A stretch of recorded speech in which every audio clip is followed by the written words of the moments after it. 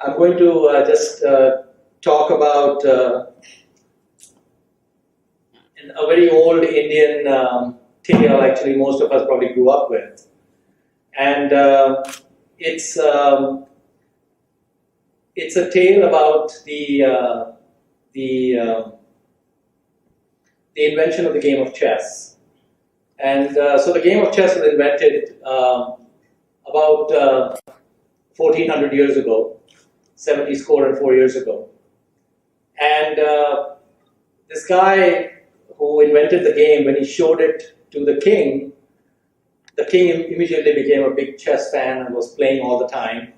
And so he told the inventor of the game that, ask for any reward and it shall be yours. And so the inventor says that what I want you to put 1 grain of rice on the first square of the chessboard, and I want you to put 2 grains of rice on the second board of the chessboard, and I want you to put 4 grains on the third square, and keep doubling the grains on every square. And just when you get to the 64th square, then that is the amount of rice I'd like, and that's all I want. And of course, the king thought that this was a very stupid request, and he said, I wanted to give you such a big reward, and this is all you want, a bunch of rice. So he told his treasurer, measure out the rice this guy needs and get him out of my court. And about a week went by and the guy hadn't figured it out yet, so he called the treasurer back in and said, why are you taking so much time?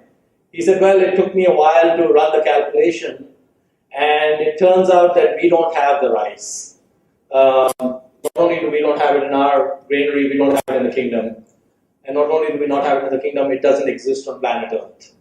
And, that is the power of compounding. So if you took that amount of rice, which is going from 1, 2, 4, 8, 16, and so on,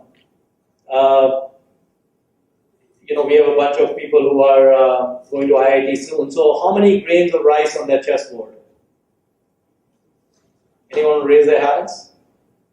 Over here? No? Accidental raising of the hand? Anyone? Yeah, go ahead. 2 to the power 64 minus 1. Okay, I won't ask you to lay out the whole number. So if you calculate that amount of rice in terms of present rice prices, it works out to $300 trillion. And of course, 300 trillion is a big number. The entire net worth of every man, woman, and child in the United States is 70 trillion. And the entire net worth of every man, woman, and child on the entire planet is just about 300 trillion. So basically what the guy asked for would be pretty much the entire wealth of the planet. And that is the power of compounding. And that is why Einstein calls it the 8th wonder of the world.